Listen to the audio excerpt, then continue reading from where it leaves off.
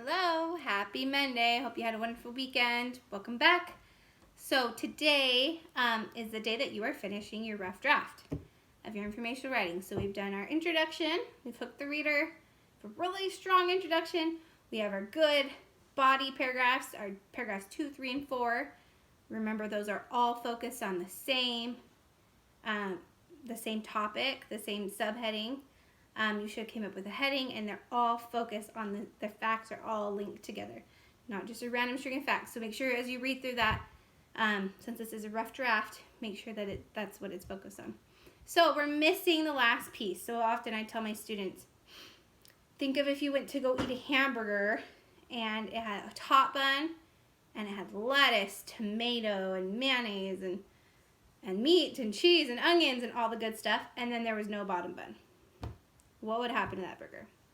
Well, it would be really, really messy. I wouldn't want to eat it, and it would fall apart instantly. So it'd be very hard if you did not have that bottom bun. So that bottom bun is really important. That's our conclusion. That wraps it all together. And when writing your conclusion, a good conclusion is not just saying the end and then just stopping your paper. Because oftentimes when I read papers and then there's a great introduction, great body paragraphs, and then it just says the end, and it makes me feeling like that I'm not satisfied. It didn't have the bottom bun. It wasn't complete. So conclusions are really important to make sure all of your writing, it ties it all together and makes it feel complete. Makes it sound complete.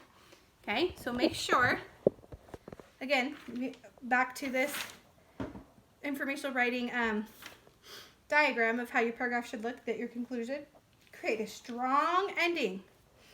Have the reader wanting to learn more, like I talked about last week. You want your reader to say, wow, that was really cool. I need to learn more about that. I want to do some more research. So summarize what you talked about. Give a brief overview of what you discussed, and then end either with a fact or a question or something strong. Okay?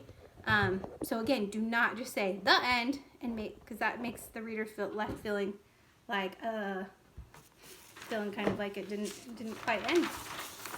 So if you remember, my last paragraph ended with I was talking about communication with dolphins and different ways they communicate. So I put a heading for my conclusion. I said dolphins and humans because remember I was comparing at the beginning dolphins to humans. So I'm going to kind of go back to that, back to my title, which was like dolphins, they're just like us, and then back to what I was saying at the end, or at the beginning. So I said, as you can see, dolphins and humans are really not that different from each other after all. We are both mammals, we live in groups and families, and we communicate with each other.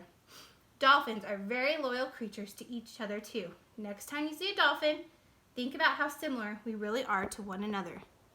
So I left the reader with kind of an action or kind of something I want them to think about.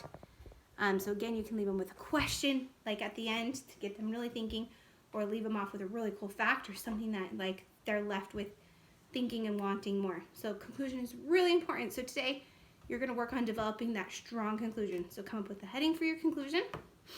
And notice what I did. There was just one sentence in there where I went back and summarized what each paragraph was about. So that one sentence I said we are both mammals. That was paragraph 2. We live in groups. That was paragraph 3.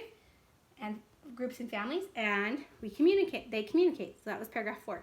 So that's what you want to do in your conclusions. Make sure you summarize, hit those main points of what they just read. Because it's the overall, okay, this is how it should end. This is how it should feel when you end. So go through, work on that conclusion today. Watch the video we posted as well. There's a short little video from YouTube that also talks about how to write a good conclusion. And today is a great day because you're done with your rough draft for the day. So you should have a piece of paper and you should have 5 complete paragraphs on it now. So again, double check that when you started your paragraph for today, notice I indented. That's really important. That shows that you started a new paragraph. Make sure you always have an indentation. So you have your heading of what your last paragraph's about, and then your indentation. And everything else should come over to the I don't have a red line because mine's not like a piece of paper like yours. But everything else should come straight over to the red line. Make sure you're not writing crooked across your page. You want this to look neat, even though I know it's a rough draft and there's going to be mistakes. But in 3rd grade, make sure that's what you should be paying attention to, is making sure you're paying attention to those margins and denting, and we're all good. So now the fun part starts, where we get to look through it tomorrow, make it even better. We get to edit and revise it, and then start on a file copy.